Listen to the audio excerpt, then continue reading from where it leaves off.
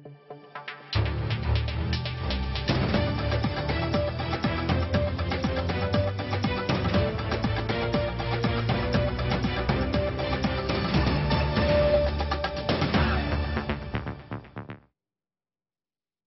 দর্শক, সম্পাদকীয় অনুষ্ঠানে আপনাদের স্বাগত জানাচ্ছি। আমি মোর্শেদুল ইসলাম। আজকে আমাদের সম্পাদকীয় বিষয় প্রসঙ্গ জাতীয় চলচ্চিত্র পুরস্কার। একটু অন্যরকম, গতানুগতিক যে রাজনৈতিক বিষয় নিয়ে আমরা এখন কথা বলি তার থেকে একটু অন্য ধরনের বিষয় আমরা আজকে যাচ্ছি, এবং আমাদের সাথে যারা উপস্থিত রয়েছেন আজকে তারাও একটু ভিন্ন ধরনের অতিথি, যাদের আপনারা সচরাচর দেখেন তাদের নয়। আমাদের প্রথমেই রয়েছেন এবারের জাতীয় চলচ্চিত্র পুরস্কারের যে জুরি বোর্ড, সেই জুরি বোর্ডের চেয়ারম্যান এবং তথ্য মন্ত্রণালয়ের অতিরিক্ত সচিব হারুনুর রশিদ। রয়েছেন চিত্রনায়িকা মৌসুমী, যিনি এবার শ্রেষ্ঠ অভিনেত্রী হিসেবে শ্রেষ্ঠ অভিনেত্রী হিসেবে জাতীয় চলচ্চিত্র পুরস্কার পেয়েছেন দেবদাস ছবিতে চন্দ্রমুখী চরিত্রে অভিনয় করার জন্য। তারপর রয়েছেন গাজী রাকায়েত, চলচ্চিত্র নির্মাতা, যিনি এবার সবচেয়ে বেশি জাতীয় চলচ্চিত্র পুরস্কার পেয়েছেন, যার মৃত্তিকা মায়া ছবিটি 17টি ক্যাটাগরিতে জাতীয় চলচ্চিত্র পুরস্কার পেয়েছে, যেটি একটি রেকর্ড সংখ্যার দিক থেকে। এবং রাকায়েত নিজে 5টি ক্যাটাগরিতে তিনি ব্যক্তিগতভাবে শ্রেষ্ঠ প্রযোজক, শ্রেষ্ঠ পরিচালক, এই ধরনের 5টি ক্যাটাগরিতে পুরস্কার পেয়েছেন। তো এই তিনজন আমাদের সাথে রয়েছেন, এবং আমাদের অতিথি কক্ষে আমাদের সাথে রয়েছেন সোহানুর রহমান সোহান, সহসভাপতি, বাংলাদেশ চলচ্চিত্র পরিচালক সমিতি। আমরা আজকে কথা বলবো জাতীয় চলচ্চিত্র পুরস্কার নিয়ে, এবং প্রিয় দর্শক, আপনারাও ইচ্ছে করলে আমাদের সাথে সরাসরি এই আলোচনায় অংশ নিতে পারেন। আমাদের ফোন করতে পারবেন, যেই নাম্বারগুলো টেলিভিশনে পর্দা দেখা যাবে সেই নাম্বারে। এছাড়া আপনারা SMS অথবা ফেসবুকের মাধ্যমেও আপনাদের মন্তব্য পাঠাতে পারেন। তো আমরা আলোচনায় যাবার আগে একটু দেখে নেব এই মুহূর্তের সর্বশেষ সংবাদগুলো। সহিংসতা বন্ধের দাবিতে সারা দেশে 2000-এর বেশি শিক্ষা প্রতিষ্ঠানে শিক্ষক শিক্ষার্থীদের মানববন্ধন, শিক্ষাকে রাজনৈতিক কর্মসূচির বাইরে রাখার দাবি।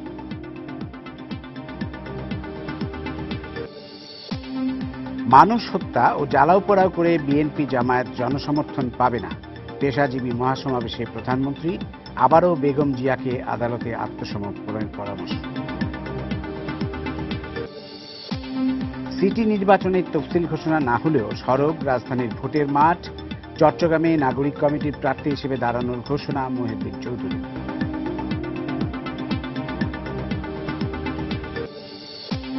রাজধানীর গুরুত্বপূর্ণ বাণিজ্যিক এলাকা দিলকুশার সুউচ্চ ভবনে আগুন, কেউ হতাহত না হলেও বিভিন্ন প্রতিষ্ঠানের ব্যাপক ক্ষতি।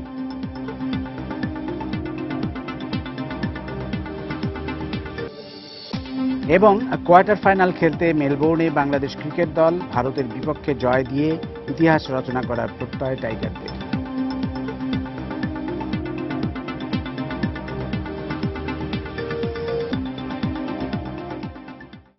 আমরা এবার চলে আসবো আমাদের আলোচনায় জাতীয় চলচ্চিত্র পুরস্কার নিয়ে।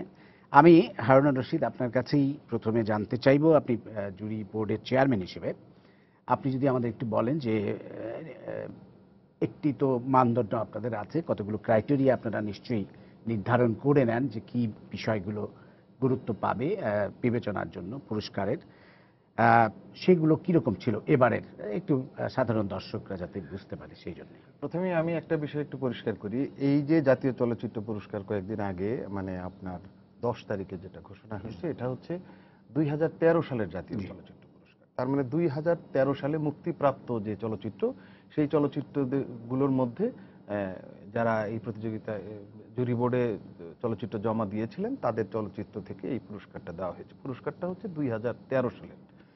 তো আমরা জুরি বোর্ড গঠনের পর যেটা করি, আমরা চলচ্চিত্র আহ্বান করি।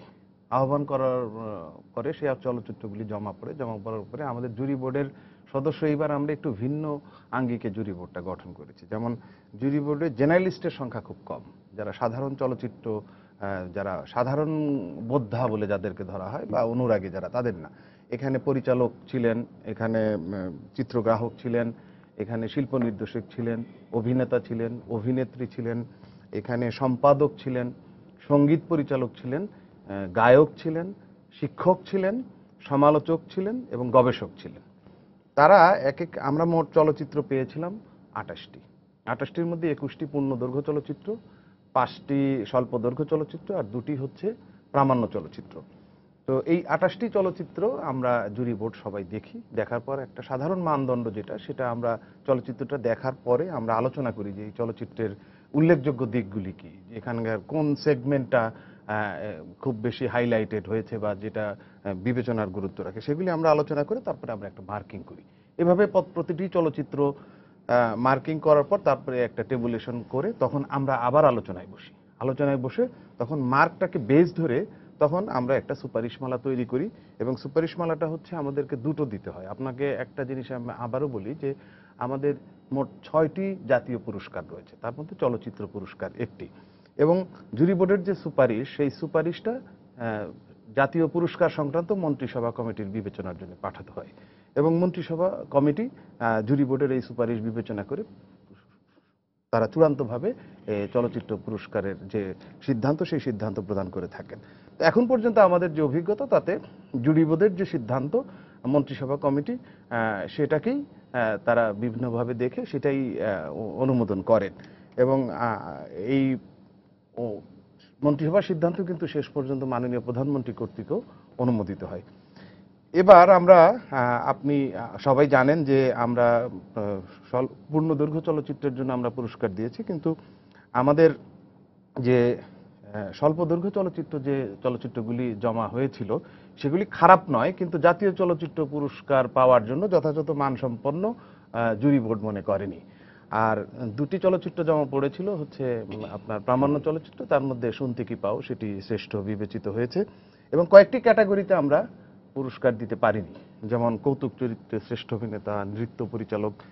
তার মানে যে বাংলাদেশে কৌতুক অভিনেতা নেই তা কিন্তু নয়, বা আপনার যে নৃত্য পরিচালক যে কুশলী নেই তা নয়, কিন্তু ওই বছরে যে কয়েকটি চলচ্চিত্র হয়েছে, এবং এখানে নৃত্য বা সঙ্গীত যাই আসুক না কেন, আমাদের বিবেচনা কিন্তু হচ্ছে যে কত অসাধারণ গানটি হলো সেটা তো অবশ্যই একটি বিবেচনার বিষয়, কিন্তু চলচ্চিত্রের জন্য গানটা কতটুকু প্রযোজ্য, চলচ্চিত্রে সেটা কিভাবে উপস্থাপিত হয়েছে, সেটা কতটা ব্যঞ্জনাময় হয়েছে, অর্থবহ হয়েছে, সেই বিবেচনায় সব ক্ষেত্রেই কিন্তু এইভাবে বিবেচনা করা হয়ে থাকে, এবং সেই বিবেচনায় আমরা জুরি বোর্ড সুপারিশ করি এবং মন্ত্রিসভা কমিটি সেটাকে অনুমোদন করেছে। ধন্যবাদ। আমি পরে আবার আসবো আপনার কাছে। আমি এখন একটু মৌসুমীর কাছে যাব। মৌসুমী আসলে অভিনেত্রী এবং চলচ্চিত্র নির্মাতা, দুটিই তিনি। আপনি তো এবার নিয়ে কয়বার পেলেন জাতীয় চলচ্চিত্র পুরস্কার? 2বার। 2বার। আচ্ছা, এর আগে কোন ছবির জন্য পেয়েছিলেন? মেঘলা আকাশে পেয়েছিলাম। মেঘলা আকাশে পেয়েছিলেন। তো অনুভূতি কেমন লাগছে প্রথমে যদি এটাই জানতে? অবশ্যই একটা কাজের, ভালো কাজের স্বীকৃতি, এটা তো একটা শিল্পীর ক্ষুধার একটা মানে একটা ক্ষুধার নিবারণ হওয়ার মতো একটা ব্যাপার। একটা পুরস্কার পাওয়া তার জীবনের অনেক বড় একটা অপেক্ষার মানে অনেক অপেক্ষার পরে যে বৃষ্টি আসে, ঠিক ওই রকম একটা ফিলিংস হয়। আমার ক্ষেত্রেও তাই, যে অনেক দিন আগে একটা অ্যাওয়ার্ড পেয়েছিলাম, ন্যাশনাল অ্যাওয়ার্ড। তার মধ্যে আমার ওরকম কোনো ছবি আসেনি তা না, এসেছে হয়তো বিবেচনায় ধরা পড়েনি, আমি পাইনি, অন্যরা পেয়েছে। তো আমি সবসময় আশায় বুক বেঁধে থাকতেই ভালোবাসি, তো সেটাই করেছি।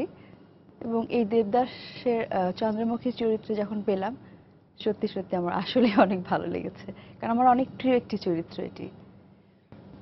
ধন্যবাদ। আবার পরে আসবো আপনার কাছে। আমরা রাকায়েতের কাছে যাই। রাকায়েত, আপনি তো প্রথম ছবিতেই, আপনার প্রথম ছবি এবং সরকারি অনুদানে নির্মিত ছবিটি, বলে রাখা ভালো।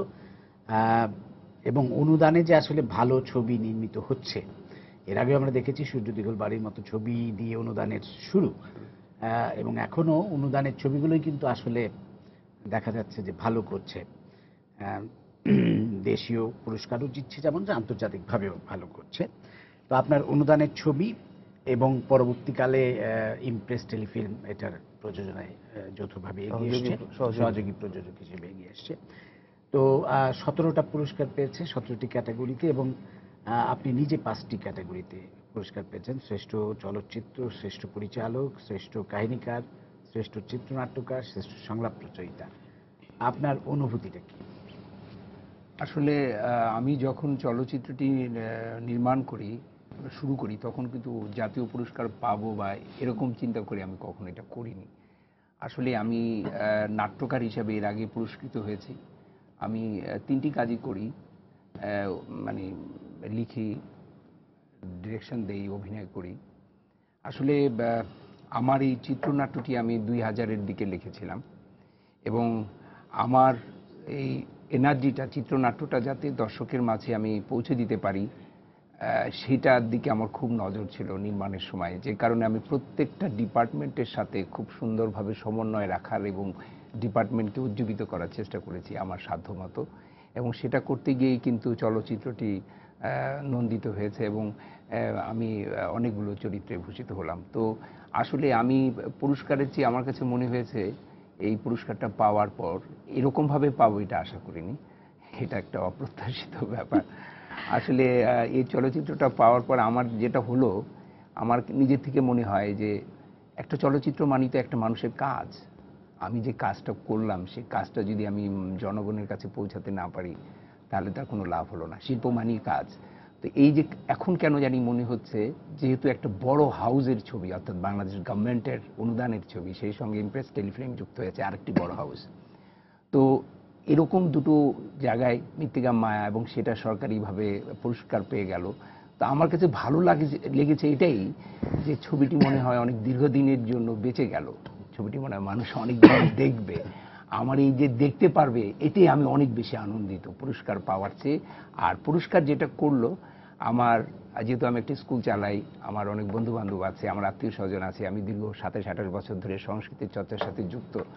তো এই পুরস্কারটা বেশি পায় আমাকে যেটা করেছে যে সবাইকে আমার খুব আপন করে নিয়েছে, আমার কেন জানি মনে হচ্ছে, এবং এখন বুঝতে পারছি। সো এখন অনুভূতিটা একেবারেই অন্যরকম, এবং সবাই আমাকে, অনেক গুরুজন, অনেক কাছের মানুষ, আমার আত্মীয় স্বজন, সবাই আমাকে খুব অন্যভাবে দেখছে। তো আমার মনে হয় আমার জীবনের এত বড় সর্বোচ্চ পুরস্কারের আগে আমি কখনো পাইনি। আমি অনেক টেলিভিশন নাটকে পুরস্কার পেয়েছি, আমি পুরস্কার দিয়েও চ্যানেল থেকে, কিন্তু আমার আসলে এরকম এত বড়, এত উঁচু মানের অর্জন, আমার এটা আমি কিভাবে ভার সামলাবো সামনে, আমি খুব ভয় পাচ্ছি আর কি।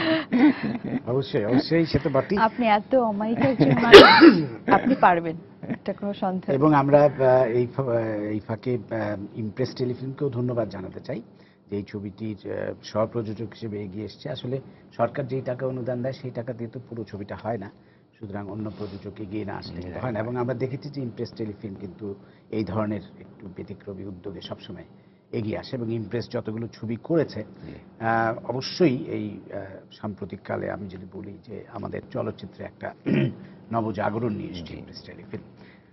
তো আপনার পরবর্তী ছবির পরিকল্পনা কি? আসলে আমি এই কথাটা বারবার বলছি যে আমি খুব বিক্ষিপ্ত অবস্থায় আছি, রবীন্দ্রনাথের ভাষায় বলি, একটু সংক্ষিপ্ত করার চেষ্টা করছি বিক্ষিপ্ততা থেকে। তো অনেক কিছুই তো করতে চাই জীবনের, মানে 8-10টা স্ক্রিপ্ট লিখেছি। তো আমি আসলে এখন ঘোষণাটা দিয়েই দিই এখান থেকে যে আমার একটা চেষ্টা আছে। আমি একটা নাটক করছি সম্প্রতি সৈয়দ শামসুল হকের, ইংরেজিতে হয় এবং বাংলায় হয়, ডেড পিকক, মরা ময়ূর। এবং আজকে আমার চলচ্চিত্রের যে মেয়েটি শ্রেষ্ঠ পুরস্কার পেয়েছে, শর্মিমালা, ও একটা ইংরেজিতে একটা চরিত্র করে এবং অসম্ভব ভালো করে ইংরেজিতেও। তো আমার যেটা হচ্ছে যে এটা করে আমি একটা স্ক্যাভেঞ্জারের একটা ক্যারেক্টার করি, একটা মেথরের ক্যারেক্টার করি আমি। তো আমরা সাধারণত বিদেশিরা যারা কথা বলে তারা দেখি কাদু যে কথা বলে। তো এই ম্যাথর ক্যারেক্টারটা করতে গিয়ে দেখলাম যে আমি ইংরেজি বলতে গিয়ে আমার বডি ল্যাঙ্গুয়েজের সাথে ম্যাচ করছে ভালোই।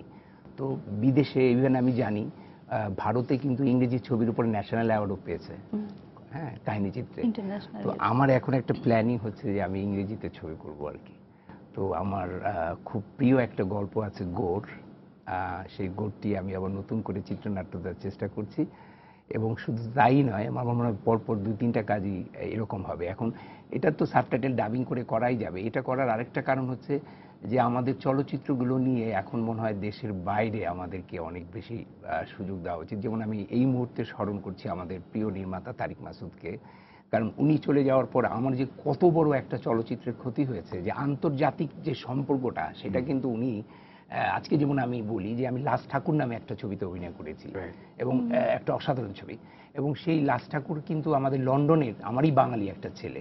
এই যে আন্তর্জাতিকভাবে ওরা পুরা প্রডিউসারটা, ইংল্যান্ডের পুরা প্রডিউসারটা বাংলাদেশে চলে আসছে। আজকে আমি ওখান থেকে পাউন্ড পেলাম, আমি অভিনয় করতে পারলাম, এবং আমাদের দেশটা ব্যবহৃত হলো। এরকম অনেক কানেকশন নষ্ট হয়ে গেছে। তো এখন আমি একটা জিনিস বিশ্বাস করি, আমি ইংরেজি ছবিতে যে কারণে করতে চাচ্ছি সেটা হলো যে আমাদের আসলে আমি এই কথাটা বলতেই চাই যে আন্তর্জাতিক মানে আমাদের পার্শ্ববর্তী দেশ ভারত বাণিজ্যিক ছবিতে তারা যেভাবে দখল করে আছে, বাণিজ্যিক ছবির অবশ্যই প্রয়োজন আছে, আমরা চাই সেটাও ডেভেলপড হোক, কিন্তু সারা পৃথিবীকে বিট করতে গেলে অল্টারনেটিভ ফিল্মে আগাতে হবে। কারণ আপনারা জানেন যে ইরানি ছবিকে আমি খুব অনুপ্রাণিত ইরানি ছবি দিয়ে, এবং ইরানি ছবি যেইভাবে সারা পৃথিবীকে জয় করছে, এবং বাংলাদেশ যেহেতু গল্পের দেশ, এখানে প্রচুর গল্প তৈরি হয়, গল্প শুনতেও মানুষ পছন্দ করে, এবং চলচ্চিত্রের দেশ হওয়া উচিত এই দেশ। পৃথিবীকে কাঁপানোর মতো দেশের আধার আমাদের চলচ্চিত্রে বাংলাদেশে আছে। তো সেই ক্ষেত্রে আমার মনে হয় আমাদের লুকটা, আমরা যদি ইংরেজির দিকে যাই তাহলে এই যে সাবটাইটেল পড়াচ্ছে এটা একটা নতুন এক্সপেরিমেন্ট হতে পারে। সবাইকে এইভাবে করতে হবে আমি বলছি না, একটা নিরীক্ষা হতে পারে, নিরীক্ষা করে আমরা দেখতে পারি যে এটা হয় কিনা, এরকম একটা পরিকল্পনা করছি। ধন্যবাদ, খুবই সাহসী একটা উদ্যোগ।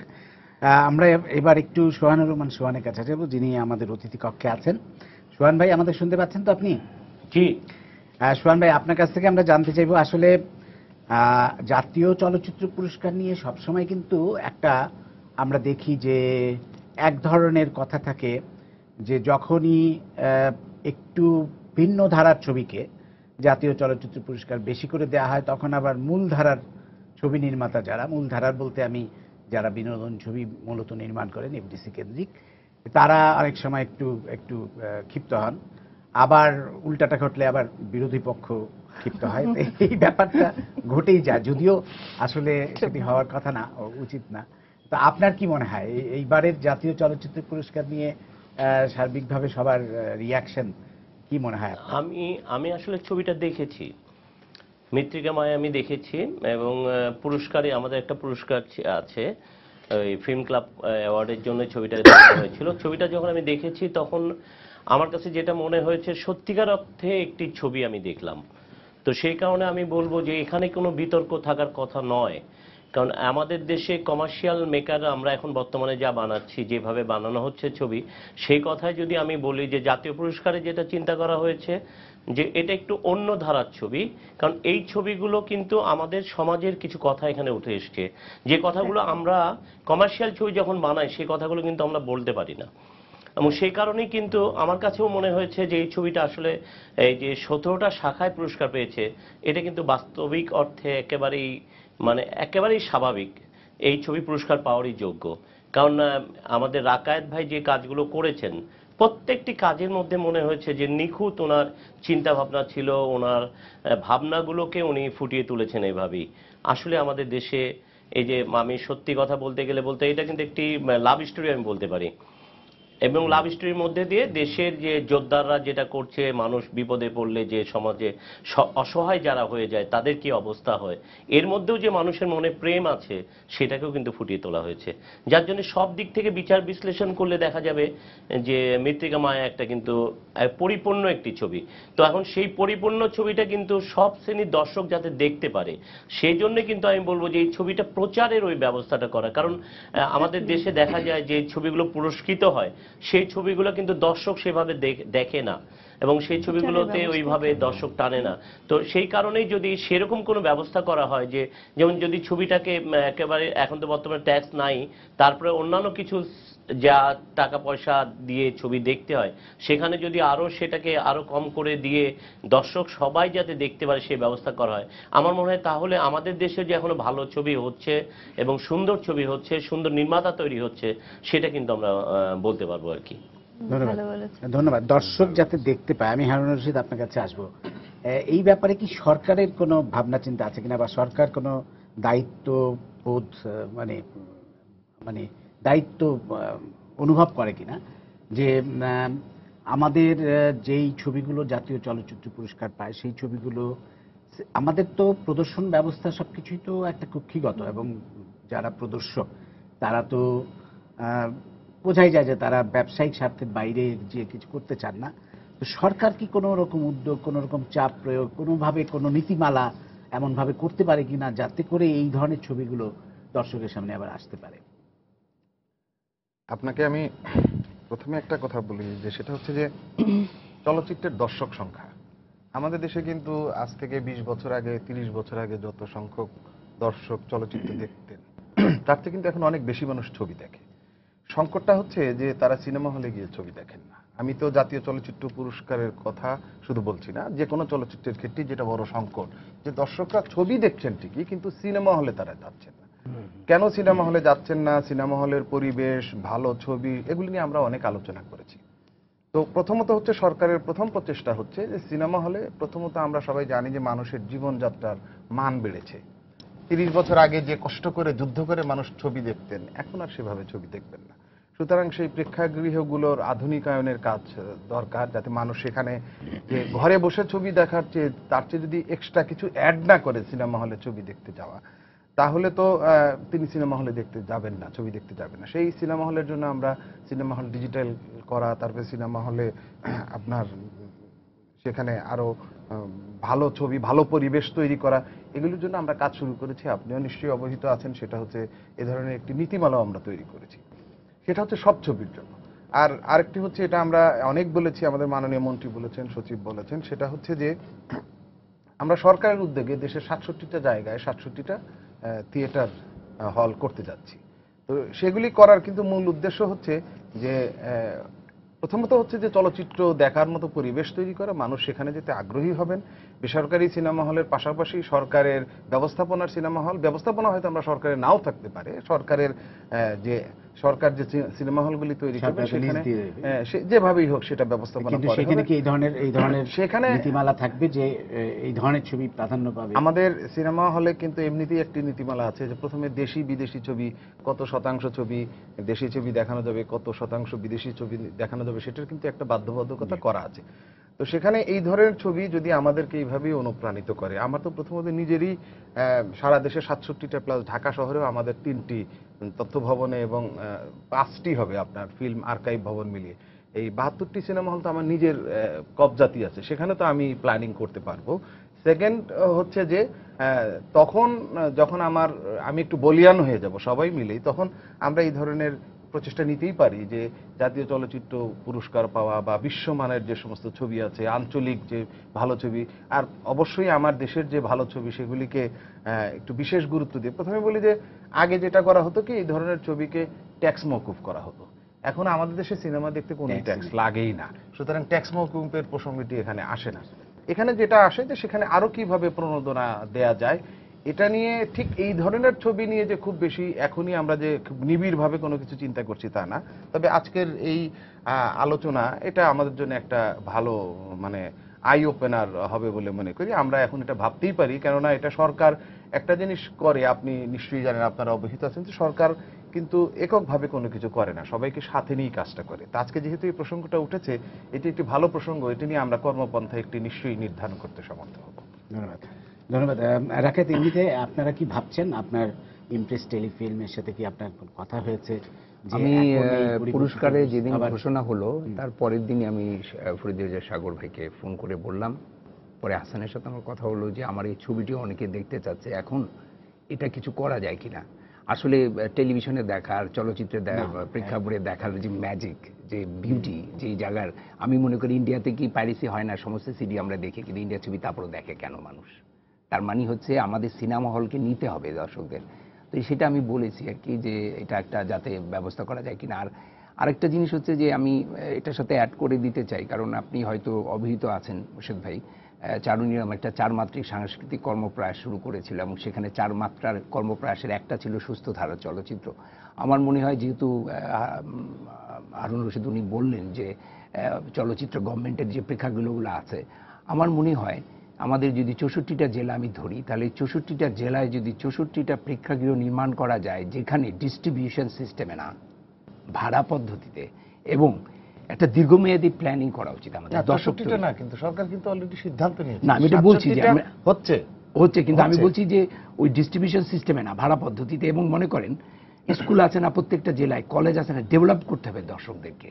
ওখানে শুধু বাংলাদেশের ছবি না, ইন্টারন্যাশনাল ছবি আনতে হবে। স্কুলকে বলতে হবে যে আপনারা দেখতে আসুন ছবিগুলো। দেখতে দেখতে দেখতে দেখতে কিন্তু আমাদের দর্শকের রুচিটা পাল্টাবে, সেটা বাণিজ্যিক ছবি হোক, সেটা শিল্পোত্তন যে কোনো ছবি হোক। সেক্ষেত্রে আমার মনে হয় যে ইমপ্রেস টেলিফিল্ম বা এরকম বড় বড় হাউস যারা আছে বাংলাদেশে, বেঙ্গল ফাউন্ডেশন এখন নতুন মাত্রা শুরু করলো, এরকম সবাই মিলে যদি চেষ্টা করা যায়, তাহলে আমার মনে হয় এই যে ছবিগুলো বানালাম, আমি আজকে খুব খুশি যে এতগুলো অ্যাওয়ার্ড পেলো, মানে আমার ছবিটা পুনর্জন্ম লাভ করলো, এইভাবে আমি বলছি। কিন্তু ছবিটা যদি মানুষ না দেখতে পারে, আমি একটা উদাহরণ দিই, পঞ্চগড়ে সেই ইলেকশনের আগে 2000 একদম আমার 13 শেষে আমরা পঞ্চগড়ে একটা শো করলাম, পঞ্চগড় থেকে তেঁতুলিয়া, এরকম আমরা একটানা করবো টেকনাফ। সেখানে আমরা 3টা শো করেছিলাম, একটা গার্লস স্কুল আসলো, একটা ছেলেদের স্কুল আসলো, আর সুধীজন আসলো পঞ্চগড়ের। বিশ্বাস করবেন 3টা শো হাউসফুল, বড় পর্দায়। যে আলোড়ন আমি দেখেছি, যে দর্শকের মধ্যে মৃত্তিকা মায়া নিয়ে যেরকম উত্তেজনা দেখেছি, যে এনার্জেটিক যে ফিলিংটা তারা গ্রো করেছে দেখার পর, এইটা দর্শক না আসলে তো হবে না। আমি খুব দুঃখের সঙ্গে বলতে চাই, যমুনা ফিচার পার্ক ব্লকবাস্টার এটা দিয়ে উদ্বোধন হয়েছিল মৃত্তিকা মায়া নিয়ে, কিন্তু ওই সময় ওই জায়গাটাতে এতগুলো লোকের পক্ষে, ওই 4000, অনেক আছে যে 400 টাকা দিয়ে তো ছবি দেখতে পারবে না। তো এটা আমার মনে হয় নতুন করে ভাবনার একটা বিষয় আছে।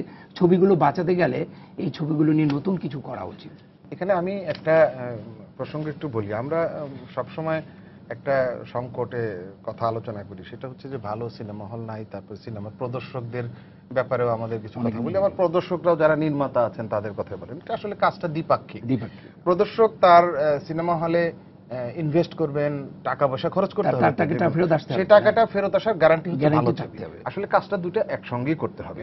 প্রদর্শকদেরও আমি খুব দোষ দিই না, তারাও একটা ঝুঁকি নিয়ে তো এই সিনেমা ব্যবসাটা রেখে দিয়েছেন। তো আমি মনে করি যে আমাদের যে এই প্রসঙ্গে আমরা আলাদাভাবেই কাজ করছি, সেটা হচ্ছে যে এই যে আপনার যে ছবি যেটা জাতীয় চলচ্চিত্র পুরস্কার পেলো, বা এর আগেও যে ছবিগুলো জাতীয় চলচ্চিত্র পুরস্কার পেয়েছে, বা আরো বিশেষ বিশেষ ছবি, এগুলো নিয়ে সরকারের এখন কিন্তু একটা বড় একটা ইতিবাচক দিক হচ্ছে, এটা নিশ্চয়ই আপনারা উপলব্ধি করেন, যে সরকার কোনো মানে একেবারে কুপমণ্ডুকতা নিয়ে বসে নেই, কোনো একটা যে আমি এটা করবো না। সরকার কিন্তু খুব ওয়েলকাম করে যদি একটা ভালো প্রপোজাল আসে। আপনারা মিলে আসেন না, আমাদেরকে একটা প্রপোজাল দেন যে কিভাবে এই ছবিগুলি আমরা আরো বেশি প্রচার করতে পারি। যেমন আমরা ইতিমধ্যেই যেটা করেছি, আমরা শিক্ষা মন্ত্রণালয়ের সাথে আলোচনা করছি যে স্কুল ফিল্ম প্রোগ্রাম স্কুলে করা। এখন আমরা দেখাচ্ছি আমাদের গ্রাসরুট লেভেলে, আমাদের গণযোগাযোগ অধিদপ্তর বিভিন্ন ছবি মানে ফিচার ফিল্ম দেখাচ্ছে। এটা না যে সরকারের বিভিন্ন ডেভেলপমেন্ট ফিল্মই তারা দেখাচ্ছে না, যেমন মোর্শেদ ভাই আপনারও ছবি আমরা স্কুলে দেখাই।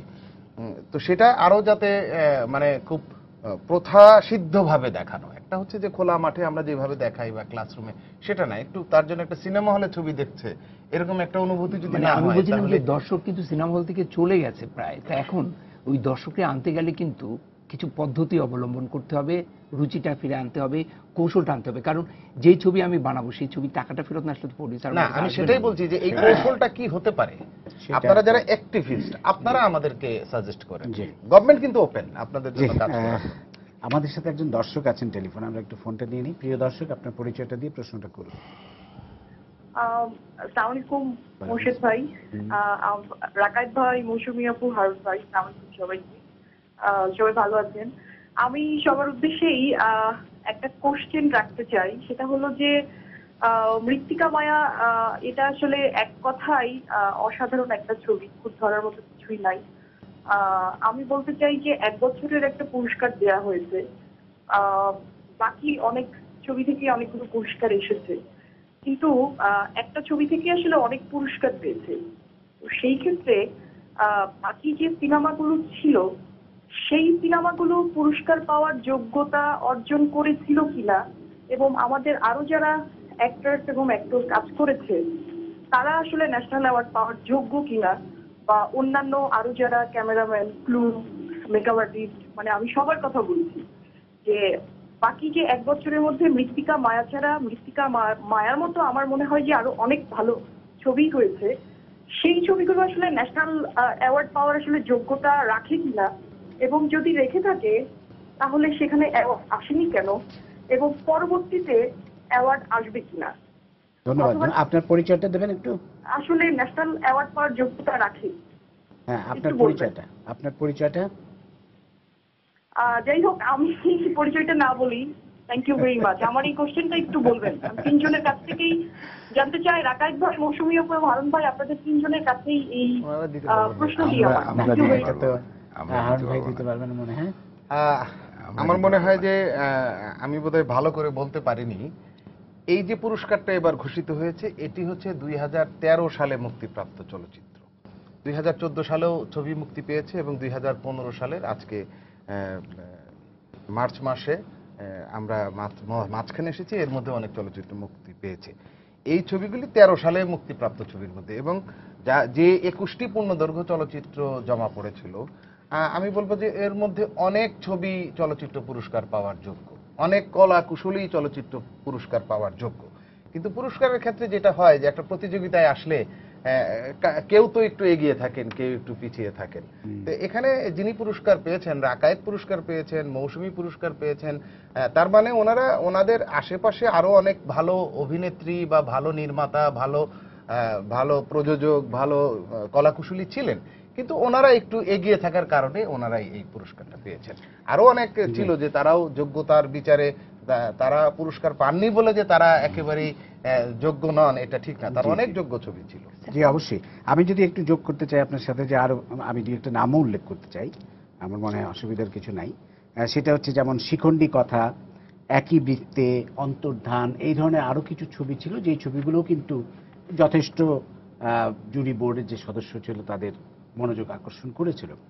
আমি একজন জুরি বোর্ডের সদস্য ছিলাম, সেই হিসেবে বলছি না, কিন্তু আপনি দেখেন যে যেমন নিঃস্বার্থ ভালোবাসার মতো ছবি, তার যে সেটাতে একটা চমৎকার এক্সপেরিয়েন্স, সেটা আমরা দেখেছি। তারপরে গান পেয়েছে যেমন পূর্ণদৈর্ঘ্য প্রেম কাহিনী, তারপরে আপনি যে কয়েকটি ছবির কথা বললেন, সেই ছবিগুলো ছিল। কিন্তু ফাইনালি যখন আমাদের সিদ্ধান্ত নিতে হচ্ছে যে কোন ছবিটা পাবে, তখন কিন্তু চুলচেরা বিশ্লেষণ করে দেখা গেছে যে অধিকাংশ সদস্যই মনে করছেন মৃত্তিকা মায়া। সেই জন্য আর একটা জিনিস আমাকেও দুই একজনের কাছে প্রশ্নের মুখোমুখি হতে হয়েছে যে একটা ছবি এত পুরস্কার পায় কি করে। সেটার ব্যাপারে আমি বলি যে একটা ছবি, যে ছবিটি শ্রেষ্ঠ চলচ্চিত্র হয়, আপনারা যদি গতবারের একটা দেখেন, যে গতবার শ্রেষ্ঠ চলচ্চিত্র হয়েছিল উত্তরের সুর, কিন্তু শ্রেষ্ঠ পরিচালক কিন্তু হয়েছিলেন হুমায়ুন আহমেদ, ঘেটুপুত্র কমলা পরিচালনা করার জন্য। এটা কখনো কখনো হয়, কিন্তু একটা ছবি তখনই শ্রেষ্ঠ হয় যার অন্যান্য বিভিন্ন সেগমেন্টের কাজগুলি, বিভিন্ন সেক্টরের কাজ ভালো হলেই না সেই ছবিটি শ্রেষ্ঠ চলচ্চিত্র হয়। সুতরাং আমরা অস্কারেও দেখি যে যে ছবিটা বেস্ট ফিল্ম হয় সেটা আরো অন্যান্য ক্যাটাগরিতে পুরস্কার, এই ক্ষেত্রেও তাই হয়েছে। মৌসুমীর কাছে আবার আসবো, অনেকক্ষণ আপনি চুপচাপ আছেন, আপনার কথা জানতে চাইব। আপনি একটু ভিন্ন প্রসঙ্গে যাব। আপনি চলচ্চিত্র নির্মাণ করেছেন, তো অভিনয় থেকে চলচ্চিত্র নির্মাণে আসার আগ্রহটা কিভাবে জানেন? এটা আসলে প্রথম থেকেই ছিল তা না, এটা একটু একটু করে কাজ করতে করতে যখন ডিরেকশন খুব ফলো করতাম, আমি ওর খুব ফলো করি, যেমন সোহান ভাই, এদের সাথে কাজ করতাম, মাসুম বাবুল, তারপরে হচ্ছে আরো বড় বড় পরিচালক যাদের সাথে আমি কাজ করেছি, ফ্রেন্ডলি রিলেশনটা যাদের সাথে আমার ডেভেলপ হয়েছে বেসিক্যালি, তাদের সাথে কাজ করতে যেয়ে দেখা গেছে যে আমি খুব ফলো করতাম তাদের কাজের ধরন, স্টাইল, ওগুলো ফলো করতে করতে আমার ভেতর আসলে কখন থেকে যেন ডিরেকশন দেওয়ার একটা ইয়ে চলে আসলো। তারপরে যখন আমি ইমপ্রেস থেকে অফার পেলাম, সেটা আমার কাছে মনে হয়েছে যে আমার এই স্বপ্নের সাথে এত মিল এই বিষয়টা, সাথে সাথে আমার তখন সময় ছিল না যে আমি মানে পরিপূর্ণভাবে চিন্তা করার একটা বয়সও তো থাকে, ওইটাও তখনও পরিণত ছিলাম না। তারপরেও আমার কাছে মনে হয়েছে যে আমি অফারটা চ্যালেঞ্জিং হিসেবে গ্রহণ করতে পারি। তো বিশেষ করে খালাম্মার আন্টি রাবেয়া খাতুনের কথা বলছি, ওনার উৎসাহটা আমাকে খুব বেশি অনুপ্রেরণা জুগিয়েছে। আমি একটু অ্যাড করি মৌসুমীর পরিচালক। মৌসুমী এটা খেয়াল করেন নাই কখনো, আপনি হয়তো জানেন যে আমি গত 11 মাস ধরে বাংলাদেশ চলচ্চিত্র উন্নয়ন কর্পোরেশনের ব্যবস্থাপনা পরিচালকের দায়িত্ব, আমার অতিরিক্ত দায়িত্ব হিসেবে পালন করছি। আমি কখনো কখনো সেটে যাই, আমি ছবিটার নাম বলবো না, একটা ছবিতে না মৌসুমী নায়িকা দেখি শুটিং হচ্ছে, তার শট না, অন্য আরেকজনের শট। আমি দেখি যে মৌসুমী অন্যান্য কলাকুশলীদের সাথে এবং ডিরেক্টরিয়াল কাজটা খুব মনোযোগ সহকারে দেখছে, কিন্তু আমি কিন্তু দেখেছি যে ওনার ভিতরে মানে পরিচালক হওয়ার যে আকাঙ্ক্ষা, সেই আকাঙ্ক্ষাটা এবং আগ্রহটা এবং সেই ধৈর্যটাও আছে, সেই জন্যই বোধহয় মনে হয় যে মিলে গেছে আর কি কোনো কারণে। ধন্যবাদ। আমরা একটু সোহান ভাইয়ের কাছে আবার যাব। সোহান ভাই, একটি বিষয় আসলে এইবারের জুরি বোর্ডে আমরা যখন আলোচনা করছিলাম উঠে এসেছিল, কারো কারো প্রস্তাব ছিল যে একটি অ্যাওয়ার্ড চালু করা যায় কিনা, যে শ্রেষ্ঠ বিনোদন ছবি, এবং আমরা সেটা সরকারের কাছে আমরা মোটামুটি বলেছিলাম যে পরবর্তীকালে এটা কনসিডার করা যায় কিনা। এই ব্যাপারে আপনার কি মনে হয়, এটা করলে কি ভালো হবে? জি, আমার তো মনে হয় যে আসলে কমার্শিয়াল ছবি আর এই যে মৃত্তিকা মায়া টাইপের ছবি যেগুলো, সেগুলোকে আসলে দুটোকে একসঙ্গে কখনো বিচার করলে বিচারটা হ্যাঁ, কারেক্ট হবে বিচারটা না, ফেয়ার হবে না। এটা জি। ফেয়ার হবে না। তো সেই জন্য আমার মতে যে এটাকে আসলে আলাদা করে দেখা উচিত। যেমন এটা আমাদের পার্শ্ববর্তী দেশে দেখা যায় যে ফিল্মফেয়ার অ্যাওয়ার্ড হয়, হয়, অন্যান্য অ্যাওয়ার্ড যারা তারা করে, তারা কিন্তু সেখানে সেই ব্যাপারটা যে বাণিজ্যিকভাবে যে ছবিগুলো নির্মিত হয় সেগুলোকে কিন্তু আলাদাভাবে বেস্ট দেখা পপুলার ফিল্ম বা বেস্ট এন্টারটেইনিং ফিল্ম, হ্যাঁ। এন্টারটেইনিং দুইটা ছবিগুলো segment আলাদা করা আলাদা। হয়। Right. তবে আমি এই ক্ষেত্রে একটি কথা বলবো যে এই যে একটি অনুদান দেওয়া ছবি, অনুদানের ছবিকে আরেকজন প্রযোজকের হেল্প ছাড়া কিন্তু সে কমপ্লিট করতে পারছে না।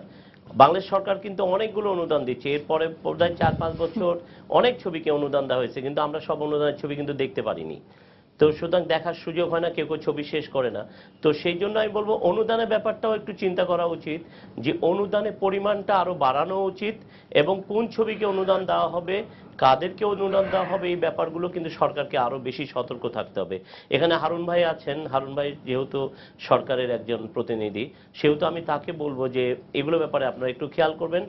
আর বাণিজ্যিক ছবি আমরা যারা বানাই বলেই কিন্তু এখন সিনেমা হলগুলো টিকে আছে এখনো, যদিও বর্তমানে অবস্থাটা খুব একটা ভালো যাচ্ছে না, যে সিনেমা হলগুলো সব পরিবেশ ভালো না, যে দর্শকরা যে সিনেমা হলে যে সুন্দরভাবে বসে ছবি দেখবে, যেমন স্টার সিনেপ্লেক্স, তারপরে আপনার যমুনা, মধুমিতা, এই ছবি হলগুলো যেমন দর্শকরা উপচে পড়া ভিড় সবসময় থাকছে, তাতে করে বোঝা যায় দর্শকরা একটা সুন্দর জায়গায় ভালোভাবে বসে ছবি দেখতে চায়, পরিবেশটা সেরকম চায়। সুতরাং আমাদের যে বর্তমান একটা সংকট চলছে, এই সংকট কাটিয়ে আমরা উঠতে পারবো।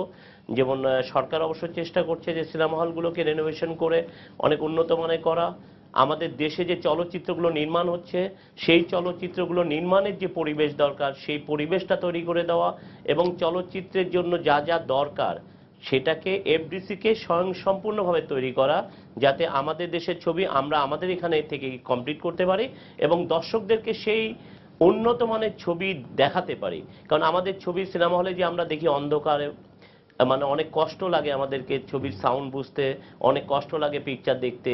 আমরা এফডিসিতে অনেক যত্ন করে ছবি বানিয়ে সবকিছু সমস্যা সলভ করে আমরা দেই, কিন্তু যে সিনেমা হলে যে সেগুলো দেখা যায় না, এবং দর্শকরা অটোমেটিক্যালি সেগুলো দেখে কষ্ট পায় বিদায় সিনেমা হলে আর যেতে চায় না।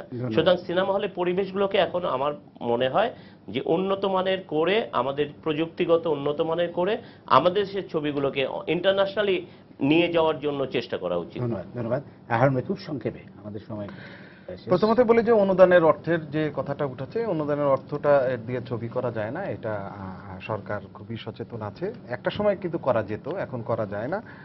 এই অনুদানের অর্থ বাড়ানোর প্রচেষ্টা আছে এবং আশা করি যে এটা একটা পরিমাণে বাড়বে। আর একটা হচ্ছে তিনি একটি কথা বলেছেন যে এফডিসি কে উন্নত করার কথা বলেছেন।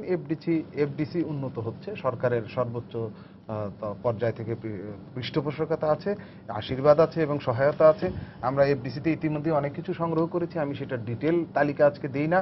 তা আমার ধারণা যে 6 মাস পরে, এখন থেকে 6 মাস পরে, অর্থাৎ অথবা জুনের পরে এফডিসিতে আপনি একটি আধুনিক চলচ্চিত্র বানানোর জন্য আশা করি সব ধরনের কারিগরি সুবিধাই আপনি পাবেন। এখনো আছে, তবে এখন সংখ্যা একটু কম আছে। আর আরেকটা যেটা আছে যে এখন একটা সবচেয়ে বড় সংকটে ভুগি, এটা আমরা সবাই ভুগি, সেটি হচ্ছে ব্যবস্থাপনার সংকট এবং মানসিকতার সংকট। আর সার্ভিস প্রোভাইডার হিসেবে এফডিসিতে আমরা যারা কাজ করি, আমার যারা সহকর্মী আছেন, তাদের যে মানসিকতা, তাদের যে ফ্যাসিলিটেট করার যে রোলটা, সেই রোলটাকে আমরা তারা যাতে প্রপারলি পালন করেন সেটার জন্য আমরা ইন্সপায়ার করছি এবং ক্ষেত্র বিশেষে আমরা ব্যবস্থাও নিচ্ছি। আশা করি যে একটা তো যুথবদ্ধ প্রয়াস হচ্ছে, একা হচ্ছে না, অনেকগুলি প্রয়াস হচ্ছে, এগুলি বাস্তবায়িত হলে একটা সুফল পাওয়া যায়। ধন্যবাদ। আমাদের সময় প্রায় শেষ। মৌসুমী, আপনার কাছে শেষ প্রশ্ন, ঠিক না অনুভূতি? এবার আজীবন সম্মাননা পেলেন কবরী আপা, আমাদের প্রিয় কবরী আপা, একজন বাংলাদেশের অন্যতম শ্রেষ্ঠ অভিনেত্রী, জনপ্রিয় অভিনেত্রী, এবং তিনি একই সাথে তিনি কিন্তু চলচ্চিত্র নির্মাতাও। আপনার অনুভূতি কি? আমরা সবাই খুশি হয়েছি, শুধু আমি একা না, চলচ্চিত্রবাসী সবাই খুশি হয়েছে। কবরী আপা, ম্যাডাম কবরী এই সম্মাননার যোগ্য একেবারে এই মুহূর্তে। এবং সত্যি আমার মনে হয় যে এটা কবরী আপারও অনেক ভালো লেগেছে।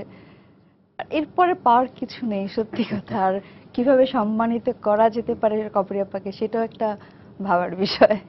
ধন্যবাদ ধন্যবাদ রাকায়েত, আপনাকেও ধন্যবাদ, সবাইকে ধন্যবাদ। সোহান ভাই, আপনাকেও ধন্যবাদ। আজকে চমৎকার একটি আলোচনা হলো। আপনাদের ধন্যবাদ জানিয়ে শেষ করছি। প্রিয় দর্শক, সবাইকে শুভেচ্ছা। আগামীকাল আবারও দেখা হবে রাত 10টায়। দেখার আমন্ত্রণ রইল। শুভরাত্রি।